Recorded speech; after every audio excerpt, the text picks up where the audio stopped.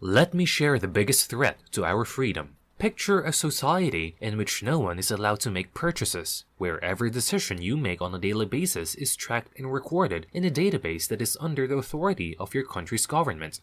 A setting in which your purchases could be restricted if your government doesn't like them, or made mandatory if it does. Imagine a future in which your finances might no longer be a means of promoting personal independence, but rather a means of dictating your every choice, course of action, and movement. That world might perhaps be closer than you believe. In many ways, it is already here. It is called a CBDC, or Central Bank Digital Currency, and it is on the way to the UK, US, Australia, Canada, and all points in between. What is a CBDC and how would it endanger our freedom? We believe that it was crucial to share this information with you and bring you up to speed because the world of CBDCs has changed so drastically. It is crucial to share this video with others if what you hear in it makes you feel a little worried. So let's get started and discuss how we might be able to prevent this from happening. The Netherlands' current finance minister is Sigrid Kaag.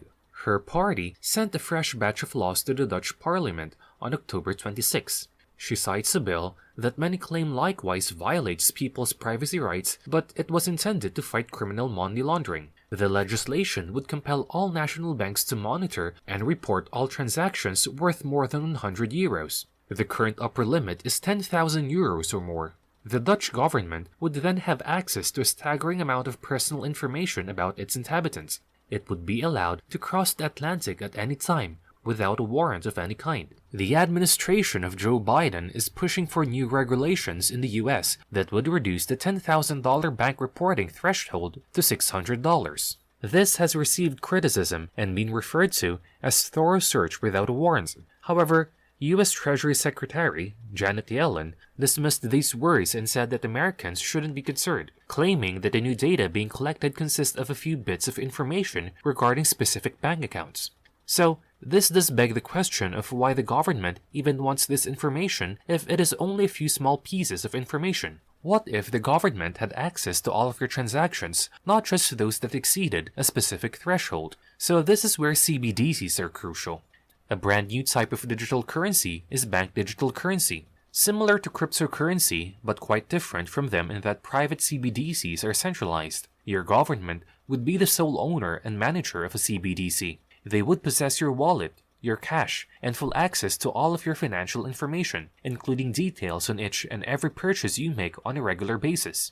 Additionally, banks would become useless because the government could have your wallet and account.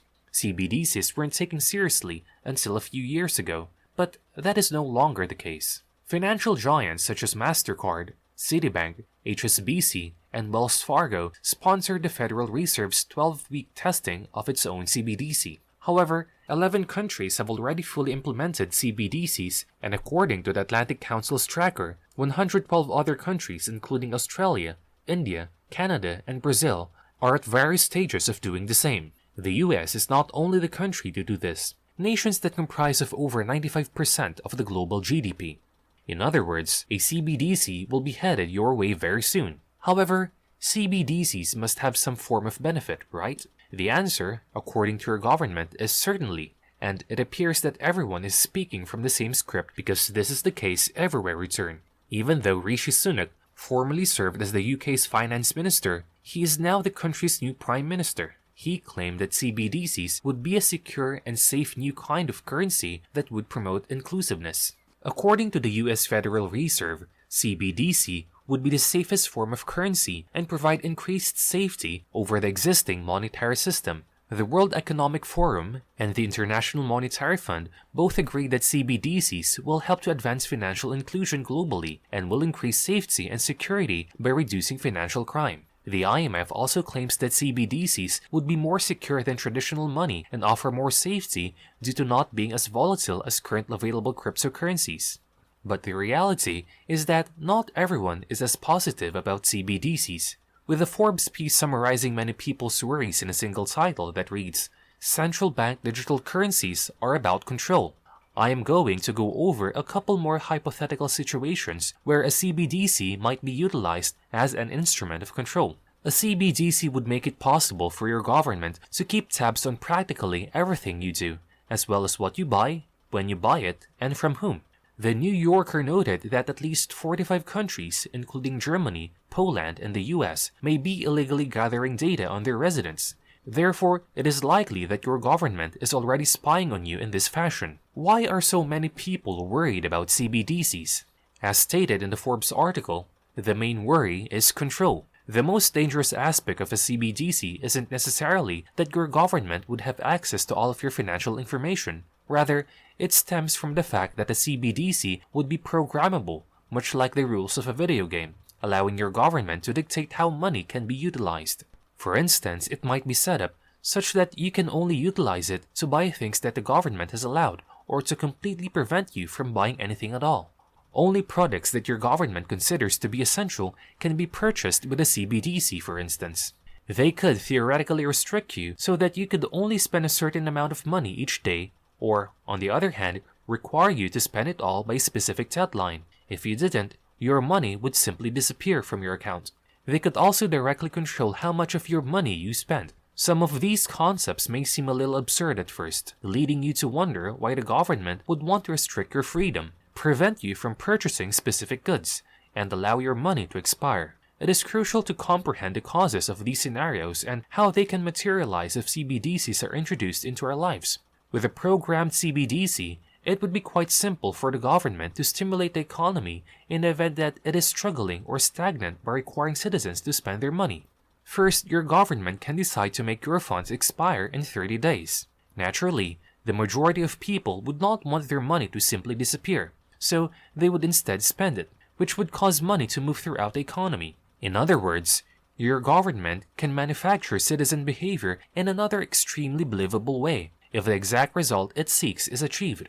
By reducing your carbon footprint, a CBDC may be utilized to manage how you spend your money. We are all aware that the global obsession with reducing carbon emission has led to the implementation of personal carbon limits on the majority of us. Your government would have access to all of your past purchases thanks to something known as a CBDC, which is already tried or discussed in several countries around the world. Additionally, if you exceed your monthly cap, they may assess your carbon usage and order you to stop producing more. For instance, they may stop you from purchasing car gas or an airline ticket. Meat, coffee, and rice are all high-carbon foods, but instead of discouraging you from purchasing them, additionally, these fines can simply be deducted from your account because they already hold your money. These are just two instances of the authority a CBDC would grant your government due to the money's programmability. I could give many more instances of how a CBDC could be utilized to manage the population. I really want to talk about one of the main issues with the CBDCs. How could they be used to limit people's freedom of speech in China, where a CBDC is already in operation? People's bank accounts and social credit scores are connected, and if they say the incorrect things online, such as criticizing the government, their ability to utilize money is taken away. For instance, you can be prohibited from purchasing train or airplane tickets or even certain commodities. Although the majority of us do not reside in China, the government of that country has already imposed this upon approximately 23 million of its citizens. How long will things continue to be open and free in the societies in which we live? The Swedish government recently decided to outlaw journalist criticism of the Australian government. Their constitution already does not guarantee freedom of expression, and new proposed regulations would give government officials the right to pursue legal action against those who criticize them. Additionally, Justin Trudeau in Canada has previously prevented largely non-violent demonstrators from taking control of their own finances. Because of the government's propensity for trying to rule over individuals, many people are afraid that the CBDC will be implemented, and a CBDC would give them total control over our behavior, the ability to take away the very thing we need to survive, our money, and the ability to manipulate people's behavior, speech, and even thinking. Do you agree with the Forbes article's statement that CBDCs are all about control now that you have heard this information? Please let me know about the second part of the article's headline, which reads, "Central bank digital currencies are about control and they should be stopped." I hadn't noticed that previously, so can we stop them whether we want to or not? Although CBDCs are an important role in many fields, we can choose not to use them by voting out politicians who favor them and by voting with our cash. They won't be able to succeed once they're put into place without our help. Therefore, if you worry that the CBDC will just give your government more power, keep in mind that without us, they once again have no power. Do you agree that CBDCs could be a threat to our freedom? Did you find this video helpful and informative? Please let us know in the comment section below. Please support us by showing your appreciation for this video and give us a big thumbs up and subscribe to our channel. If you want to be notified when we release a new video, click on the notification bell to be up to date on everything related to crypto and finance. That is it for today's video. This has been Diversified Streams. Thanks for tuning in and see you in our next video.